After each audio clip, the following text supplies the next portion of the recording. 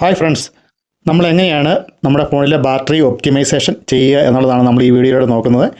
അതിനായിട്ട് നമ്മുടെ ഫോണിൻ്റെ സെറ്റിങ്സ് ആദ്യം ഓപ്പൺ ചെയ്യേണ്ടതാണ്. ഞാനിവിടെ എൻ്റെ ഫോണിൻ്റെ സെറ്റിങ്സ് ഞാനിവിടെ ഓപ്പൺ ചെയ്യുന്നു. നമ്മൾ സെറ്റിങ്സ് ഓപ്പൺ ചെയ്തതിന് ശേഷം താഴേക്ക് അല്പം സ്ക്രോൾ ചെയ്യുക. അപ്പോൾ നമുക്കിവിടെ ബാറ്ററി എന്നുള്ള ഒരു ഓപ്ഷൻ നമുക്കിവിടെ കാണാവുന്നതാണ്. ബാറ്ററി എന്നുള്ള ഓപ്ഷൻ നമുക്ക് ക്ലിക്ക് ചെയ്യണം. ബാറ്ററി എന്നുള്ള ഓപ്ഷൻ നമ്മളിവിടെ സെലക്ട് ചെയ്യുക. നമുക്കിവിടെ ബാറ്ററി എന്നുള്ള ഓപ്ഷൻ നമുക്കിവിടെ കാണാവുന്നതാണ്.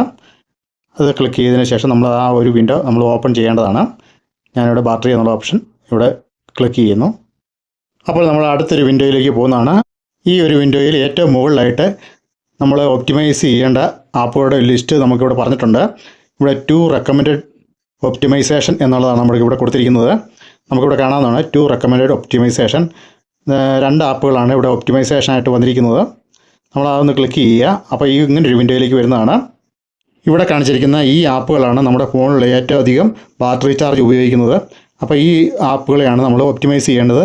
തൊട്ടിപ്പുറത്തായിട്ട് ഈ ആപ്പുകളെല്ലാം ഒരേ സമയം നമുക്കിവിടെ സെലക്ട് ചെയ്യാവുന്നതാണ്. അതിനുശേഷം താഴെ സേവ് പവർ എന്നുള്ള ഒരു ഓപ്ഷൻ നമുക്കിവിടെ കാണാവുന്നതാണ്. ആ ഓപ്ഷൻ ക്ലിക്ക് ചെയ്തുകൊണ്ട് നമുക്ക് നമ്മുടെ ഫോണിൻ്റെ ബാറ്ററി ഒപ്റ്റിമൈസ് ചെയ്യാവുന്നതാണ്. അതോടൊപ്പം തന്നെ നമുക്ക് ഡാർക്ക് മോഡും നമുക്കിവിടെ എനേബിൾ ചെയ്യാനുള്ള സൗകര്യം ഉണ്ടായിരിക്കുന്നതാണ്. അതും സെലക്ട് ചെയ്യുന്നതോടുകൂടി നമ്മുടെ ഫോണിൻ്റെ ബാറ്ററിയുടെ ഒപ്റ്റിമൈസേഷൻ നമുക്കിവിടെ ഇതുപോലെ കംപ്ലീറ്റ് ചെയ്യാവുന്നതാണ്. അതിനുശേഷം താഴെ നമുക്കിവിടെ കാണാവുന്നതാണ് സേവ് പവർ എന്നുള്ള ഓപ്ഷൻ നമുക്ക് ക്ലിക്ക് ചെയ്യേണ്ടതാണ്. അതോടുകൂടി മാത്രമേ നമ്മുടെ ഫോണിൻ്റെ ഒപ്റ്റിമൈസേഷൻ കംപ്ലീറ്റ് ആകുകയുള്ളൂ. സേവ് പവർ എന്നുള്ള ഓപ്ഷൻ നമുക്കിവിടെ ക്ലിക്ക് ചെയ്തുകൊണ്ട് നമുക്കിവിടെ ആക്റ്റീവ് ആക്കാവുന്നതാണ്. നമുക്കിവിടെ സേവ് പവർ എന്നുള്ള ഓപ്ഷനാണ് ഇവിടെ ക്ലിക്ക് ചെയ്യേണ്ടത്. ഇപ്പോൾ നമുക്ക് സേവ് പവർ എന്നുള്ള ഓപ്ഷൻ ക്ലിക്ക് ചെയ്തതോടുകൂടി നമ്മുടെ ഫോണിൻ്റെ ബാറ്ററിയുടെ ഓപ്റ്റിമൈസേഷൻ കംപ്ലീറ്റ് ആയിട്ടിരിക്കുകയാണ്.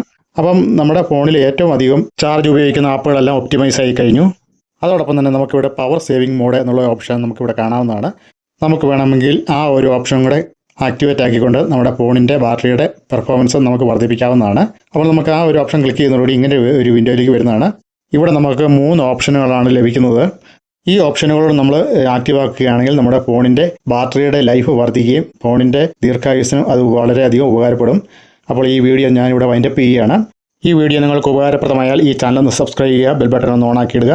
അപ്പോൾ നമുക്ക്